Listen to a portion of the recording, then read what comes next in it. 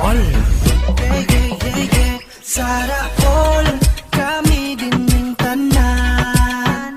Gikan sa Davao, siya ang number one. Sara all, abanti tatanan. Ang kaayuan ni padayon niya tanan. Sara all, Sara all. People, ani anak karon. People, karon na ang panahon. People, Inday Sara pakay mulupad na ang agila. Sige, ipadayon na to ang suporta. Dagan ang nag-apan ni Mayor Inday Sara. Kinasing-kasing nga mong isagit. Duterte rami Inday Sara ang isinggit. Sara all, kami din ning tanan. Gikan sa Davao, siya ang number one. Sara all, abanti tatanan. Ang kaayuan ni padayon niya tanan. Sara all, Sara all, kami din ning tanan. Gikan sa Davao, siya ang number one. Sara all, abanti tatanan. Ang kaayuan ni padayon niya tanan. Sara all. Don G, halika na't sumama. Tayo'y mag-aisa. Dito na tayo. Sara all, kaming lahat. Sara all, ito'y tapat. Luzon, Visayas, halika na. Kasi ang Mindanao ay nandito na.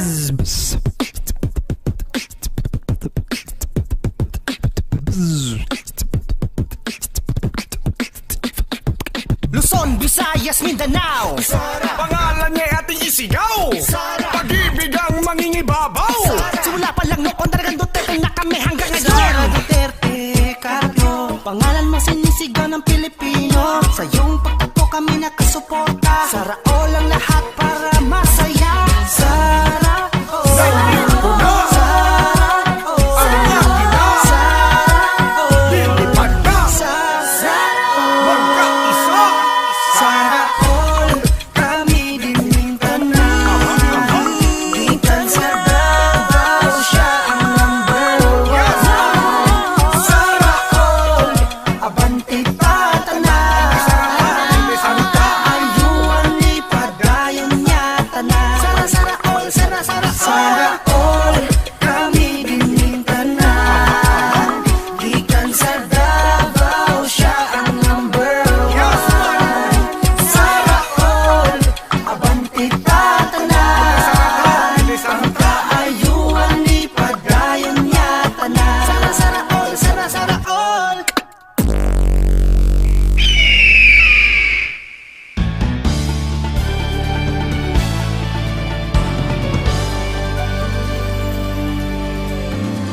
May bagong pag-asa ng nadarama, may bagong sigla tayong nakikita pumapagaspas sa hangin. Dala-dala rin ng alon, lilipad tayo, lilipad tayo. Ipagpapatuloy ang pagbabago, itataguyod ang bawat Pilipino. Sa kanyang talino, aahon tayo. Lilipad na ang agila, magtatanggol, magmamahal sa ating bansa. Lilipad na ang agila, at bagong araw at pag-asa'y kanyang dala. Sa kanyang mga Pakpak, kasama tayo sa paglipad. sa taglay niyang lakas, Hindi tayo magtitibag. Sa kanyang puso ay titibay tayo. Tataas, lilipad tayo.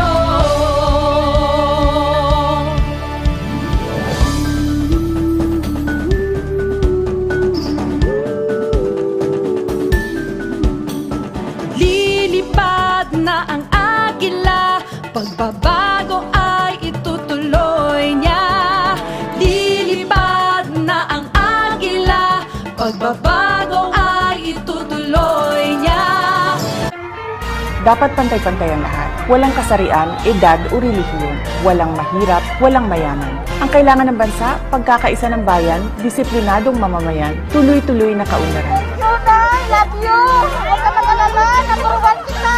Siya isang simpleng tao, aking napatunayan. Mapagpakumbaba sa madla at maging sa kaibigan. Siya ay idolo ng marami, matanda at kabataan. Idolo ng inyong lingkod at tunay kong hinahangaan. At ngayong nakita ko na ang tunay na agila sa buong Pilipinas, siya'y aking ipapakilala. Eto na, Inday Sara, here she comes. Duterte! Eto na, Inday Sara, here she comes. Duterte! Di tayo pababayaan, bayan ay aalagaan. Eto na, Inday Sara, here she comes. Duterte! Eto na, Inday Sara, here she comes.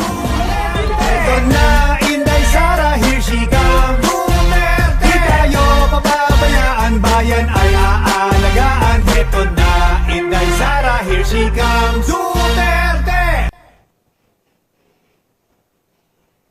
Assalamualaikum warahmatullahi wabarakatuh sa mga kapatid nating Muslim.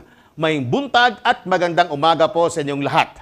Welcome po dito sa SA4U ngayong araw ng Martes. Sa ngalan ni Mayor Sara Duterte, ako po ang inyong lingkod, Tek Ocampo, live mula rito sa Davao City.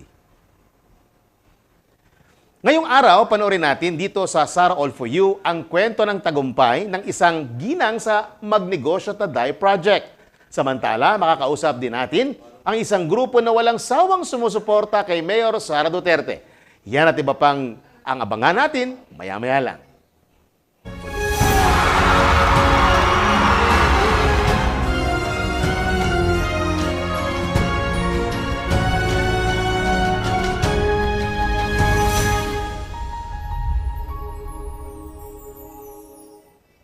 Ngayong araw ay sa Cagayan de Oro naman po ang bibisitahin ng unit team sa mga kababayan nating Cagayanon at Misamis noon. Kita-kita po tayo dyan sa Pilaes Sports Complex mamayang hapon.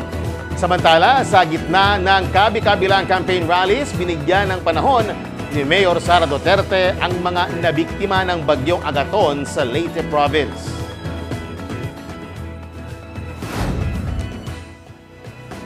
Unang binisita ng alkalde ang mga batang nasugatan matapos tamaan ng bagyong Agaton ng probinsya. Kasalukuyan pang nagpapagaling sa ospital ang mga bata at iba pang sugatan sa bagyo. Nakipag-usap din si Mayor Sara Duterte sa iba pang mga residente na nasa evacuation center. Baka sa kanilang mga mukha ang tuwa na makaharap ang alkalde kasabay ng pagpapasalamat sa pagbisita ng alkalde sa kanila. Dasal ni Mayor Sara Duterte ang muling pagbangon ng mga taga-Leyte matapos mabiktima ng bagyong Agaton.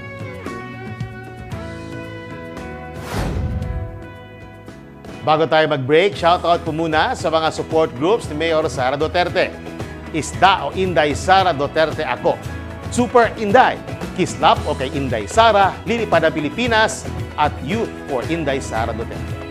Ang turo ng aking mga magulang sa aking pagtatrabaho, dapat pantay-pantay ang lahat. Walang kasarian, edad o relihiyon. Walang mahirap, walang mayaman. Ang kailangan natin, trabaho, edukasyon, mapayapang pamumuhay. Ang kailangan ng bansa, pagkakaisa ng bayan, disiplinadong mamamayan, tuloy-tuloy na kaunlaran. Ako si Inday Sara Duterte. Matibay ang puso na maglilingkod para sa mga Pilipino, para sa Pilipinas. Mahalin natin ang Pilipinas.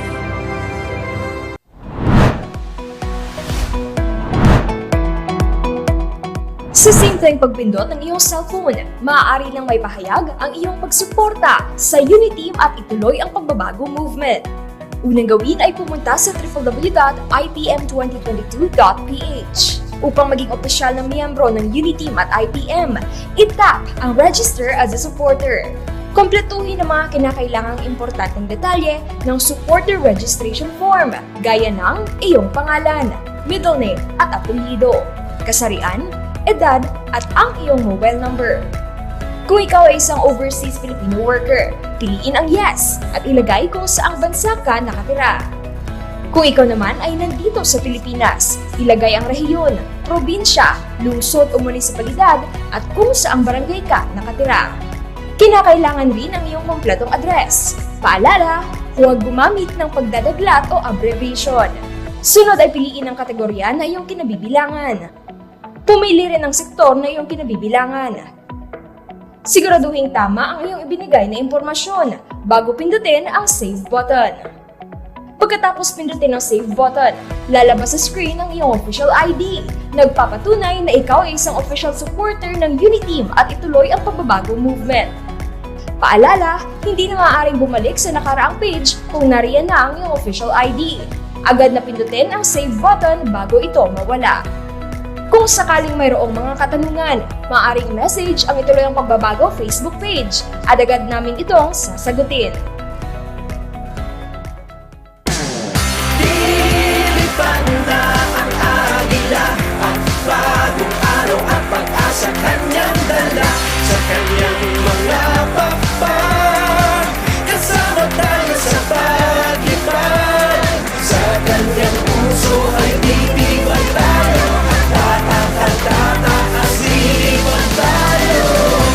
Inday, Sara, sa'yo lang umaasa.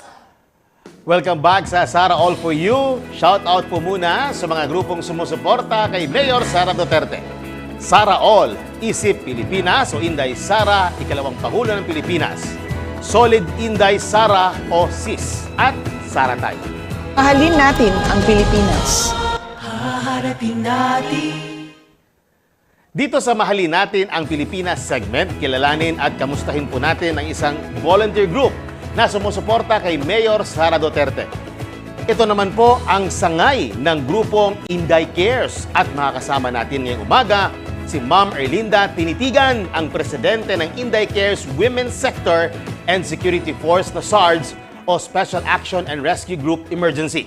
Magandang araw Ma'am Erlinda at welcome dito sa Sara All For You. Magandang umaga po, Sir Tech, si Tech. Yes po. Salamat. Binabati ko po ang buong Pilipinas at ang mga Inday Cares at ang SARGE Task Force ko. Ako po si Erlinda Tinitigan, Founder President ng Special Action and Rescue Group for Emergency, SARGE. At kasapi po ako sa Inday Cares na sumusuporta po sa ating mahal na pangalawang Pangulo ng Pilipinas, si Mayor Inday Sara Duterte. Yes, Ma'am At Erlinda. siya po yung... Sino po yung mga katabi po natin? Maaari niyo po bang ipakilala sa atin?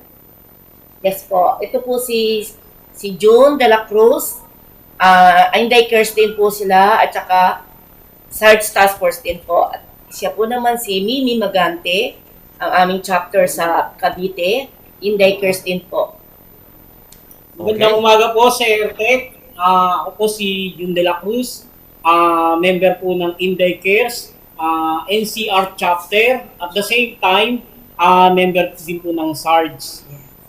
Sir Tech, pwede ko bang samantalahin itong pagkakataon na ito?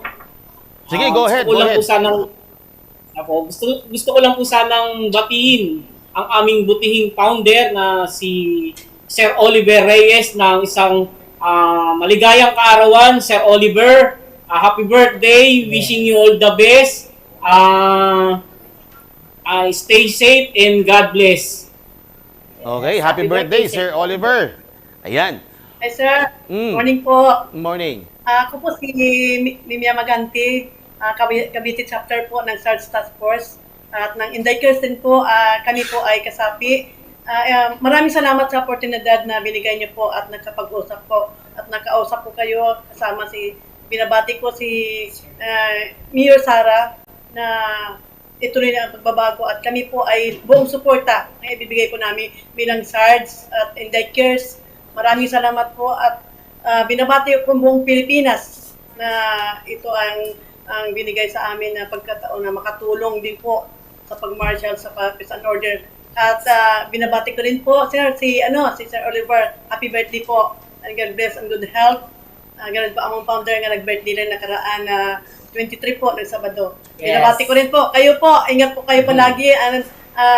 Binabati ko ang lahat na Inday Cares at sa buong Pilipinas at sa ating Mayor Inday Sara.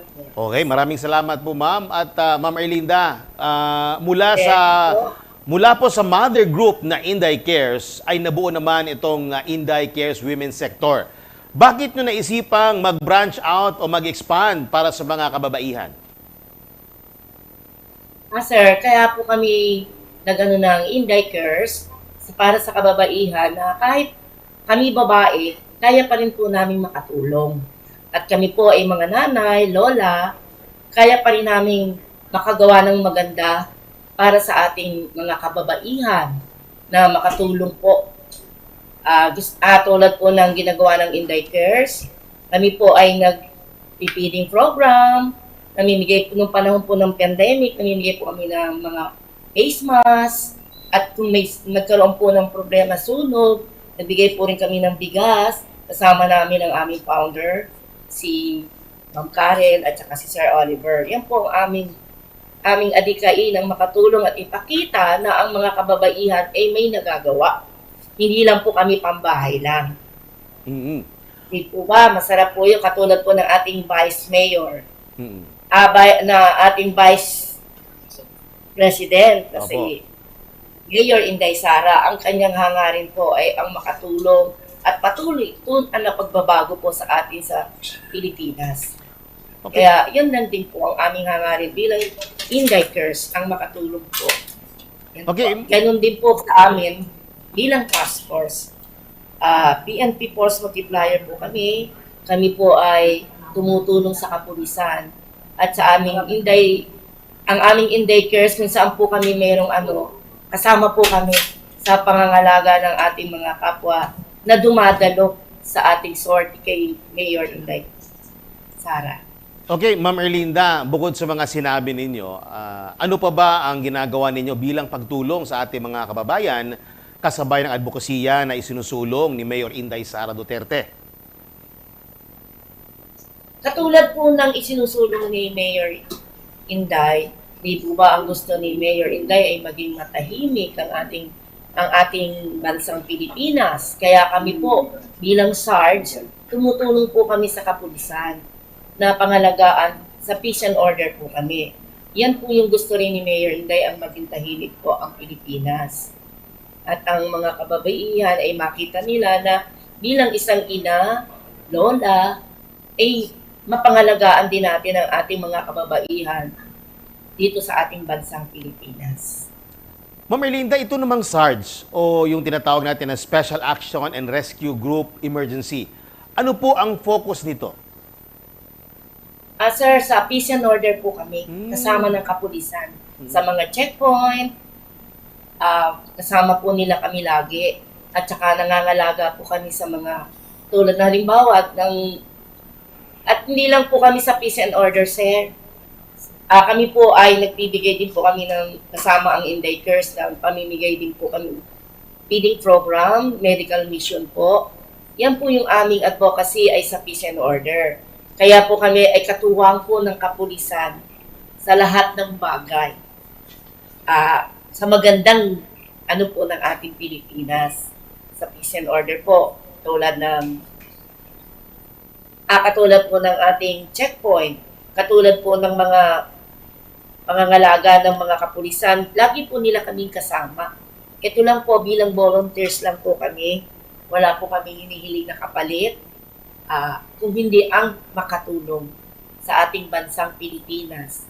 Dahil gusto po dati ni Presidente Digong na maging tahimik ang ating bansang Pilipinas. Kaya andito po ang SARGE at Inday Cares nagsanib po para makatulong tayo kay Mayor Inday Sara sa kanyang pagiging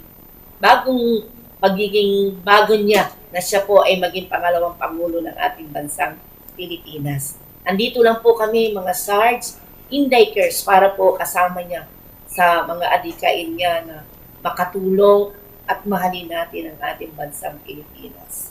Ayun, bali parang force multipliers yung tinatawag na SARGE. Yes, ma'am, hindi ba kayo nahihirapang magpatakbo ng dalawang grupo? Mukhang marami-rami na rin ang mga miyembro ninyo. Yes po. Buong Pilipinas po kami. Meron po kaming mga chapter sa Bataan, Las Piñas, Cavite, Laguna. May mga chapter po kami doon, chairman. Sila po yung namamahala doon para makatulong sa mga kapulisan doon sa peace and order. At ganun din po ang aming Inday Cares. Sila po ay sama-sama din po kami doon na tumutulong din po sa ating mga kababaihan. Bilang nanay po, hindi naman po hindi naman po mahirap kasi may time po. Bibigay din po kami ng time para sa ating gawain na makatulong.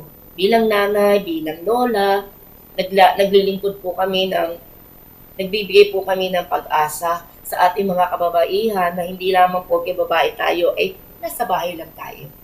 Kaya din po nating gawin ang makatulong sa magandang paraan. Yan po ang aming adikain bilang Inday Cares. Napakagandang adikain po. Mga kababaihan hindi lang po sa bahay, sir. Katulad ni Mayor, di po ba, kahit na siya po ay Mayor, at the same time nanay din. Pero may pagmamahal sa ating bansang Pilipinas. Makatulong tayo. Bilang babae, sir. Tama po kayo dyan, Ma'am Erlinda. At ano naman po, no, ang mga nakuha na pulot natin na aral o realizations, no, na natutunan natin sa ginagawa nating pagtulong, no, sa ating mga kababayan. At ano ang mga dapat siguro o mga mungkahin ninyo, no, sa papasok na bagong administrasyon upang matugunan itong mga pangangailangan ng ating mga taong bayan? Ang amin pong natatanggap bilang isang force multiplier, masarap na po rin yung masabi ng ating mga ay salamat, lalo na din po ang ating kapulisan. Sinasabi po na kulang kami sa kapulisan. Kaya po, kailangan namin ang mga force multiplier. Kaya kami po, yun lang naman po yung aming yung appreciation ng kapulisan. Pasalamatan sa ating mga ginagawa. Masaya na po kami doon na matanggap nila kami na bilang kasama nila sa kanilang ginagawa bilang pulis. Kulang na kulang po talaga tayo. Kaya ang volunteers po, ang inaasahan nila, inaasahan nila po kami na makatulong as force multiplier. Very proud po ako sa SARGE kasi before, mula po ng 2010 hanggang ngayon po, ay wala pa po kami hindi naging magandang ginawa. Palagi po kami napapasalamatan sa aming nagagawa. Kaya salamat sa aking mga SARGE at sa Inday Cares po, nagtulong po kaming dalawa bilang pagtulong sa ating bansang Pilipinas. At kay Mayor Inday Sara, nagpapasalamat po ako. At saka talaga po itong opportunity na to, maraming pong salamat sa Inday Cares, sa SA4U. Thank you po. Binigyan niyo po kami ng opportunity na makausap dito at maipadama namin kay Mayor Inday ang aming pagmamahal. Saludo po kami kay Mayor Inday. Mahal na mahal po namin siya. Kalama po kami, kasama kami. At thank you po, lagi namin siya nakaka-pay, selfie. Salamat. Totoo pong tao siya. Talagang napakabait. Hanga po ako. Mahal namin po siya. Yes po, Ma'am Erlinda, mensahe niyo po para sa kapwa Inday Cares Women at SARGE. Go ahead po, Ma'am. Ang akin po masasabi kay Mayor Inday, ipagpatuloy niya lang po yung kanyang adikain na gusto niyang mabago, tunay na pagbabago. At ituloy talaga po yung ginawa ng kanyang tatay, President Digong. Napakalaki ng naibigay po ni Pres Digong. Kaya maraming salamat po. Tutulungan po din namin, andito lang po kami sa likod ni Mayor Inday kung kailangan po nila ang Inday Cares at ganun po ang SARGE Task Force. Andyan lang po kami. Sana po ingatan niya lang ang kanyang katawan, malusog na pangangatawan at andyan po kami lagi sa kanya. Maraming salamat. Mayor Inday, mahal ka po namin. Okay, maraming salamat po. Una-una kay Sir Jun de la Cruz at kay Mimi Migante and of course kay Ma'am Erlinda Tinitigan, Presidente po ng SARGE and Inday Cares Win. Maraming salamat po at mabuhay po kayo. Salamat na marami po, Sir Tek, Mayor Inday. Salamat po. God bless. Okay, at magbabalik pa po ang Sara All For You. Ang turo ng aking mga magulang sa aking pagtatrabaho, dapat pantay-pantay ang lahat. Walang kasarian, edad o relihiyon. Walang mahirap, walang mayaman. Ang kailangan natin, trabaho, edukasyon, mapayapang pamumuhay. Ang kailangan ng bansa, pagkakaisa ng bayan, disiplinadong mamamayan, tuloy-tuloy na kaunlaran. Ako si Inday Sara Duterte. Matibay ang puso na maglilingkod para sa mga Pilipino, para sa Pilipinas. Mahalin natin ang Pilipinas. Ba't ka sumali dyan? Panlalaki yan. Yan talaga yung mga naririnig ko that time eh. Ako po ay galing sa mahirap na pamilya. Tuloy pa rin ang buhay, lumalaban pa rin ako. Kaya nga ang ginawa ko, talagang nagsumikap ako sa lahat ng paraan na pwedeng mabuhay kami. Fulfilling. Kasi parang dugot pawis po yung pinagdaanan namin during training. Lahat ng mga leader ng LGBT mag-meeting kasi mayroon daw ibigay na programa ang gobyerno tulad ng mga livelihood. The world will be a better place if objective po yung kagandahan. Ang kagandahan sa akin, it's for everybody. Maganda ako dahil nakasurvive ako sa hirap ng buhay ko noon. Ako si Inday AJ, sasagipin ka sa anumang panganib. Ako si Inday Masoy, kakampi mo sa hamon ng buhay. Ako po si Inday Darwin, hahasain ang inyong isip tungo sa magandang buhay. Inday will always love you.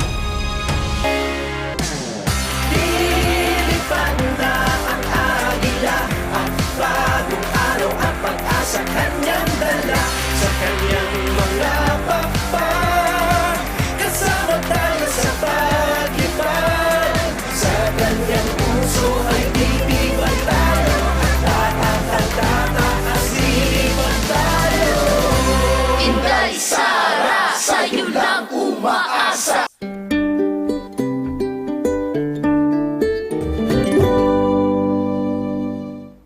Dito po sa Magnegosyo Taday, pera sa bulsa, pagkain sa lamesa. Tungayan po natin ang kwento ng isang may bahay na natupad ang pangarap na magkaroon ng maliit na negosyo sa tulong ng proyektong ito. Alamin natin ang tagumpay ni Ginang Josephine Burgos.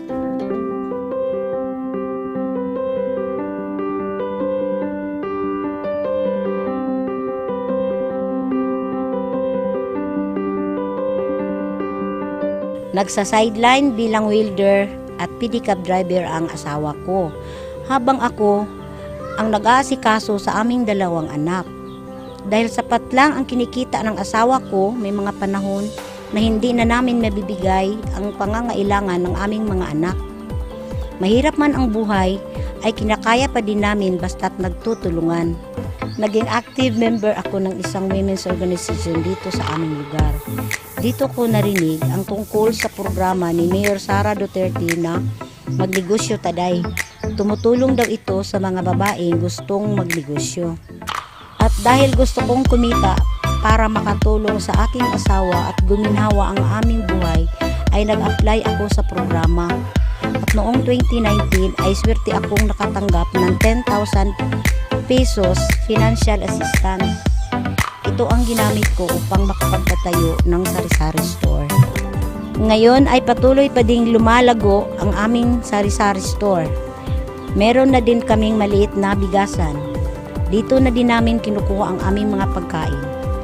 Dahil nabayaran ko na ang unang natanggap ko na financial assistance, ay plano ko nang mag-apply ulit. Gusto kong madagdagan ang aking mga paninda tulad ng mga feeds para sa mga alagang hayop. Malaking tulong para sa aming pamilya ang programa ni Mayor Sara Duterte na Magnegosyo Taday dahil nakapagpatayo kami ng maliit na negosyo at hindi na kami nahihirapan kung saan kukuha ng pera para sa mga kailangan ng aming mga anak. Ako po si Josephine Burgos mula dito sa Purok Fordas, Bilos, Amigos, Tumbok District, proud beneficiary ng Magnegosyo Taday. Maraming salamat po, Mayor Sara Duterte, dahil sa inyong programa guminhawa ang aming buhay.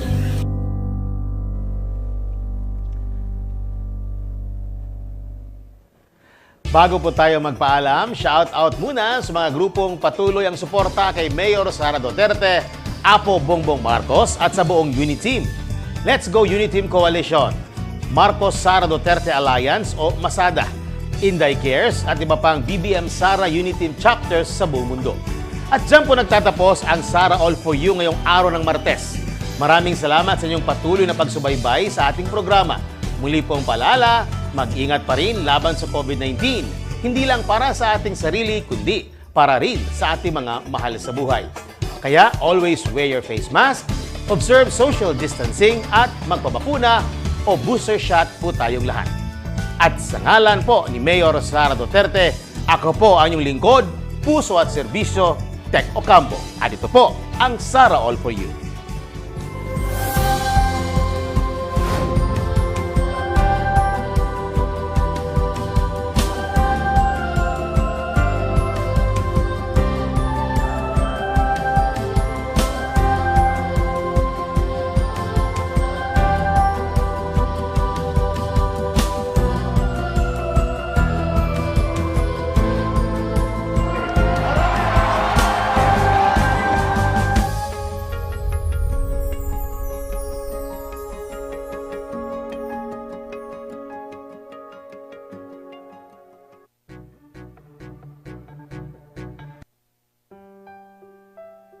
Sara Zimmerman Duterte is a Filipino politician and lawyer. She is popularly known in the Philippines as Inday Sara. The nickname Inday means beloved in the Visayan language. In her baptism records, her name is Sara Vicenta, in honor of her grandfather, Vicente. She is the second child of Rodrigo Roa Duterte, the 16th President of the Republic of the Philippines, and Elizabeth Zimmerman Duterte, a former flight attendant and teacher. Sara is the first ever elected woman and the youngest vice mayor and mayor of Davao City. Her life is profoundly backdropped by her family's long history in politics and public service. Her socio-political acumen and leadership skills have been sharpened by the Duterte family's tradition of working in the government and serving the people.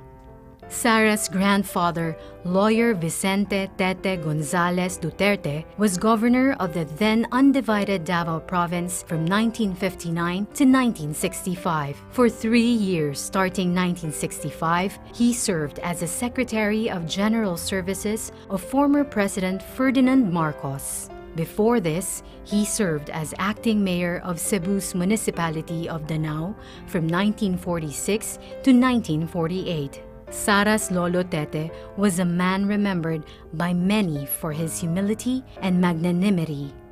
Her grandmother, Soledad Gonzales Roa, was an educator who established a foundation in Davao City that served indigenous people's children needing education. On the other hand, Sara's maternal ancestry provided her with an acute understanding of the heart of the working class. Her maternal grandfather, Godofredo Baldazo Zimmerman, was the son of George John Zimmerman, a German-American missionary, and Cristita Baldazo, who hailed from Hilongos, Leyte. Her Lolo Godo worked his way up from crew to ship captain. Sara's grandmother, Purissima Puring Fortunado Abellana, was an exuberant popular vendor in Davao City's Bangkerohan and Manila's Baclaran markets. Puring's roots are traced back to Tuburan, Cebu, and is said to be a putative descendant of Hari Tupas, the son-in-law of Hari Humabon. Before politics, Sara had a brief stint as a court attorney in the Supreme Court of the Philippines in 2006. She then served as vice mayor from 2007 to 2010 and was elected mayor in 2010 in what is now known as the biggest landslide election victory in the history of Davao. Although a newcomer in 2007, Sara demonstrated transformational leadership skills among the members of the City Council. Her colleague, the veteran legislator Pilar Braga, described her as a firm, principled, tactful negotiator, pacifier, and fearless administrator. One of the landmark legislation passed when she was vice mayor was the Watershed Code of Davao. It aims to protect, conserve, and manage the watershed areas of the city. Her landmark project while serving vice mayor was Inday para sa Barangay, a whole-of-government approach to service every year in each of the 182 barangays of the city. It is now called the Caravan of Government Services when she moved to the city mayor's office. During her term as mayor, the timeless Davao Life is Here brand was created. It propelled Davao City's image as a desired market and destination for investment and tourism events, including the meetings, incentives, conference, exhibitions market. As a neophyte mayor in 2010, she easily gained the trust of Region 11 economic pillars. Then President Benigno Simeon Aquino Jr. appointed her as chairperson of the Regional Development Council. The RDC under her leadership made notable accomplishments that propelled the region. She was also selected as a NEDA Board Regional Development Committee Mindanao Area Committee chairperson. During her first full year as RDC chairperson, Davao Region's gross regional domestic product expanded from 3.9% in 2011 to 7.1% in 2012.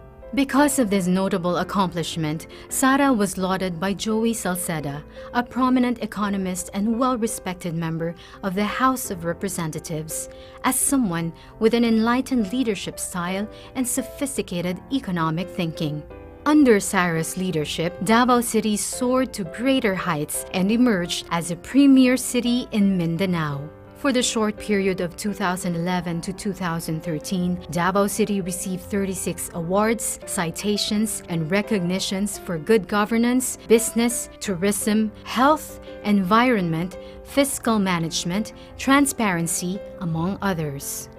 Sara served as a regional officer of the National Movement of Young Legislators in 2007 to 2010 and served as officer in the National Executive Board of the League of Cities Philippines in 2010 to 2013. At this point, she already figured in the early surveys for senators in the 2013 elections, even if she was underage. In 2013, Sara took a respite from politics, devoting her time as one of the partner lawyers of Carpio and Duterte lawyers. She passed the pre-judicature program of the Philippine Judicial Academy in preparation for her plans to join the judiciary. Her desire to continue serving the public led her to be involved in a non-government organization, and in 2014, she was elected to the Board of Governors of the Philippine Red Cross. On the side, she worked on various product endorsements and as a segment host for a local morning news show on GMA Network. Her hosting job gave her the opportunity to volunteer, deliver relief, and report firsthand on the damage and the needs of the Boholanos during the 2013 earthquake. In 2016, Sara re-entered local politics and ran for mayor. She and her mother Elizabeth, who was in between cancer treatments, embarked on a national bus caravan called Biyaheng Duterte to help campaign for President Duterte. They were joined by some members of the family and Sara's friends and classmates from high school. Fresh from the success of the bus campaign, the centerpiece of her mayoral comeback was called Biyaheng Duterte, a political agenda guided by 30 projects for 10 priority sectors: education, health, poverty alleviation, infrastructure development, solid waste management and environment, agriculture, investment and tourism, traffic and transportation management, disaster risk reduction and management, and peace and order. As a believer of continuity, Sara's 2019 mayoral re-election bid was anchored on the 2016 platform, but this time called Biyaheng Duterte, the second trip. Sara relentlessly pursued peace and progress in her administration. As a result, she was able to lift Davao City to a stellar national status with 117 awards, citations, and recognitions from March 2017 to December 2021. Davao City is included on the 2021 Top 10 Richest Cities of the Philippines of the Commission on Audit. And in the same year, Davao City was ranked the 4th most competitive, highly urbanized city by the Department of Trade and Industry.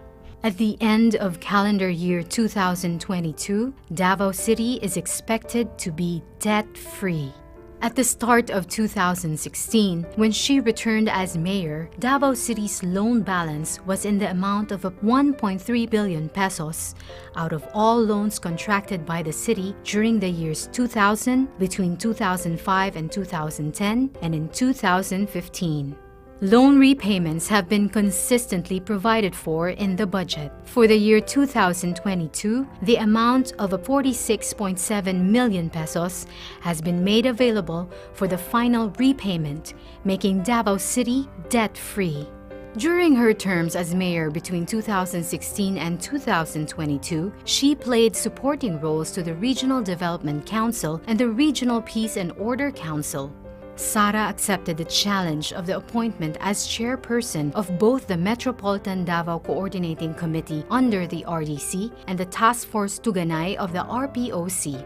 Both committees are trailblazing peace and development initiatives in Region 11. The Metro Davao Committee lists as an accomplishment the House of Representatives and Senate approval of the creation of Metropolitan Davao Development Authority. Sara has been recognized both here and abroad for the work that she has done as local chief executive. In 2012, she was one of the 88 nominees to the prestigious World Mayor Awards and one of the only 2 Filipino mayor nominees. In 2021, she was selected as the Philippines' top-performing mayor with a rating of 93% by an independent and non-commissioned survey of the RP Mission and Development Foundation, Incorporated. It was a feat achieved in the time of the crushing COVID-19 pandemic. Foreign governments have also recognized Sara for her work, generously supporting and inviting her to learn from their countries. She was one of only 2 Philippine mayors invited in 2012 by the government of Israel to attend the 28th International Mayors Conference. In that same year, she also participated in the World Mayors Forum in Singapore. In 2018, Sara participated in an urban planning study tour in the cities of Tokyo and Kitakyushu with the Japan International Cooperation Agency. And in 2020, she attended the 88th Winter Meeting of the United States Conference of Mayors in Washington, D.C. Sara is an alumna of the International Visitors Leadership Program of the U.S. State Department. Her advocacies are reflected in the projects dearest to her, the Peace 911, Magnegosyo Taday, Pagbabago Campaign, and the Kian Gabriel Hotline.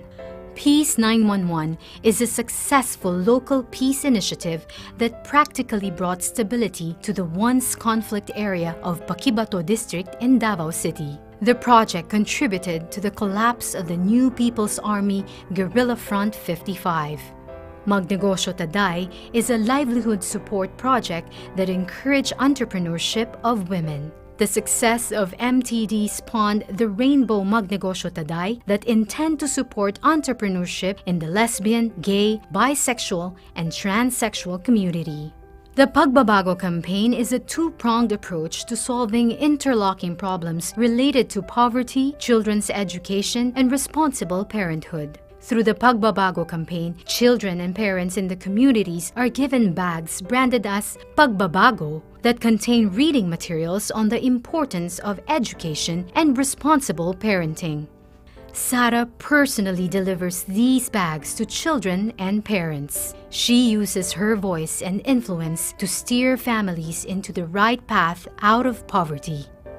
The Kian Gabriel Hotline was created to allow anonymous reporting of child neglect and abuse that paved the way to rescue children in distress. The hotline was created in memory of 2 children in Davao City who died because of abuse. Since its operationalization in October 2016 and as of January 2022, no child has died at the hands of abusers in the city.